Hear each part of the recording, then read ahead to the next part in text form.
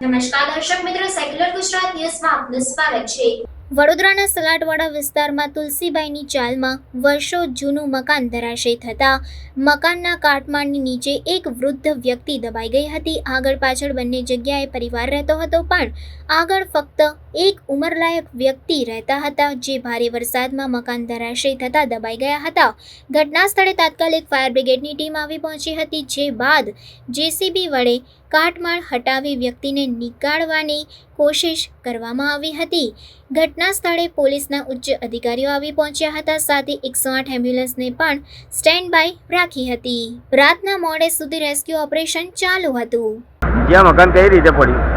આ મકાન જૂનું હતું. હા, આપોઆપ જ આખું બધું ધસરાઈ ગયું છે નીચે. ટેકા બી હતા, ટેકો બી લગાવેલો હતો અને આખું એવું ને એવું ધસરાઈ ગયેલું। કોર્પોરેશન દ્વારા અહીંયા કોઈ નોટિસ આપવામાં આવી હતી, પહેલાં આપેલી છે અને બધાને અમે જે ઉપર જે મકાન રહેતા હતા એ બધાને નોટિસો આપેલી બી છે, તો પણ એ લોકોને કંઈ હતું નહોતું અને પેલા જે કાકા રહેતા હતા એમને બી અમે કીધેલું પણ એ બી નકારવા માંગતા નહોતા। કેટલા વાગે આ બનાવ બન્યો છે? લગભગ આ 6:30-7 વાગે। કેટલા જણ અંદર દબાયેલા છે? શું છે? એક જ જણ હતા કાકા, અમે તો પાછળની સાઈડ પર હતા, મારી ફેમિલી આખી પાછળની સાઈડ પર હતી, અમે 7 જણા પાછળ હતા, પાછળથી અમે મકાન બનાવ્યું છે। હમણાં જે દબાયેલા છે તેમની સ્થિતિ કઈ છે, કઈ રીતે છે એ હજુ તો નકર છે તો ખબર પડશે અમને બી, મને બી નહીં ખબર એ આખા કેવી રીતે એ થઈ ગયા। કેટલી ઉંમર હશે જે કાકા દબાઈ? એમની લગભગ 70 હશે। શું નામ છે? ગણેશ પ્રસાદ, અયોધ્યા પ્રસાદ જબરેલા। તમારું નામ છે?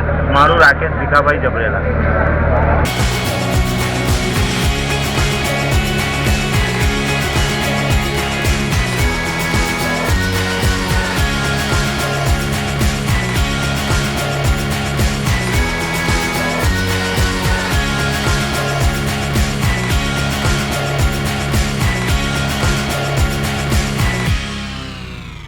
સમાચારોની અવનવી અપડેટ્સ માટે જોતા રહો સેક્યુલર ગુજરાત ન્યૂઝ। સાથે સેક્યુલર ગુજરાત ન્યૂઝ ચેનલને લાઇક, શેર અને સબસ્ક્રાઇબ કરો અને બેલ આઇકોન દબાવીને સમાચારોની ઝડપી માહિતી મેળવો।